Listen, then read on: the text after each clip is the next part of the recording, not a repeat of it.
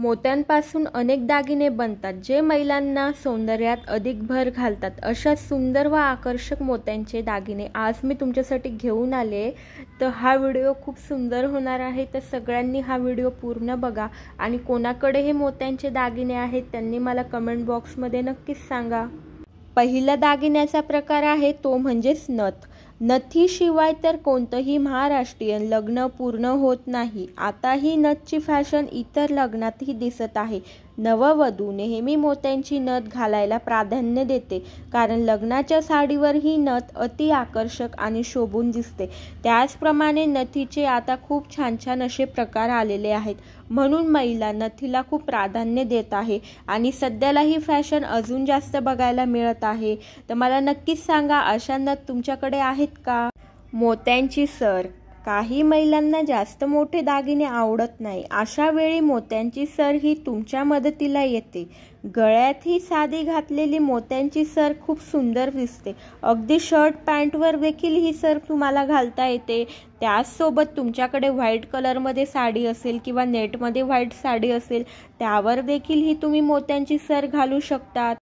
बाजूबंद. सोन्याचा भाव गगनाला गेला आहे असं म्हणायला लागेल. बाजूबंद सोन्याच्या आणि मोत्याच्या मिक्स करून घेतले अधिक सुंदर दिसते. यामध्येही मोत्याच्या वेगवेगळ्या रंगाचे खडे आणि इतर 2 ते 3 मोत्यांच्या सरी तुमच्या हातावर अधिक शोभून दिसतात. पैठणी असेल किंवा काठपदराची साडी असेल त्यावर देखील हे बाजूबंद खूप छान दिसतात. त्यासोबत आता ह्या डिझाईनी देखील नवीन आलेल्या आहेत. तनमणी. तनमणी हा पारंपरिक दागिना आहे. तनमणीमध्येही अनेक प्रकार असतात.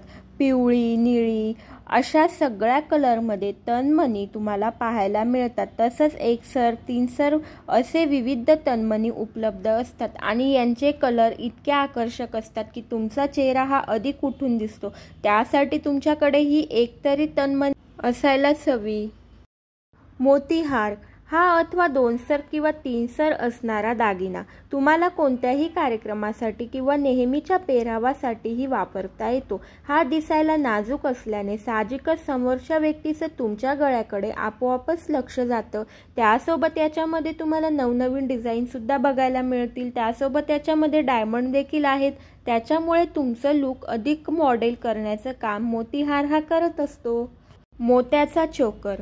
मोत्यांमध्येही अगदी वेगवेगळ्या लहान डाळिंबी रंगाच्या खड्यापासून हिरव्या आणि जांभळ्या खड्यांचे तसेच व्हाईट पिवळसर रंगाचा चोकर अगदी सुंदर दिसतो. तुमच्या मॉडेल कपड्यांवरतीही याचा तुम्हाला वापर करता येतो. त्यासाठी तुम्ही पारंपरिक कपडे घालायलाच हवे असे नाही. तुमच्याकडे मोत्यांच्या चोकरमध्ये खूप सारे असे ऑप्शन आहेत. तुम्ही विविध पेहरावावरती हे चोकर अगदी घालू शकतात आणि तुमचं सौंदर्य याच्यामुळे अधिक खुलून दिसेल. मोत्याची रिंग. मोत्याचे दागिने घातल्यावर तुमच्या बोटात मोत्याची अंगठी अगदी सुंदर दिसते. फक्त तुम्ही ही अंगठी निवडताना त्याचे मोती लहान आहेत की नाही ते व्यवस्थित पाहून घ्या, कारण मोत्याची मोठी अंगठी ही थोडी जास्तच चमचम वाटते. म्हणून तुमची अंगकाठी मोठी असेल तर अशा प्रकारच्या अंगठ्या देखील शोभून दिसतात. मोत्यांची बांगडी. हिरव्या बांगड्यांमध्ये मोत्याची अशी नाजूक बांगडी मधोमध अशी खूप सुंदर वाटते. हिरवा रंग मोत्यांच्या रंगात कॉम्बिनेशन खूप सुंदर दिसते.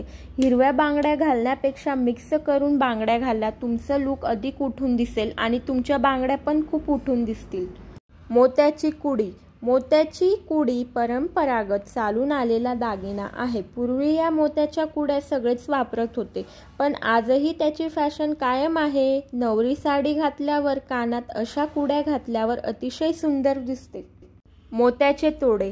बांगड्यासह मोत्याचे तोडे हे अगदी सुंदर दिसतात. तुम्ही हिरव्या बांगड्या भरून मध्ये मोत्याच्या बांगड्या आणि त्यानंतर अगदी हाताच्या पुढे मोत्याचे तोडे घातले तर खूप छान दिसते आणि तुमच्या बांगड्या पण अधिक खुलून दिसतात.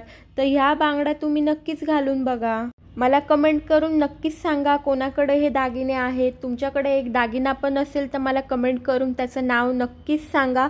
आणि हा व्हिडिओ जर आवडला असेल तर प्लीज चॅनलला लाईक, शेअर, सबस्क्राईब करायला विसरू नका. व्हिडिओ बघण्यासाठी तुमचं खूप खूप मनापासून आभार.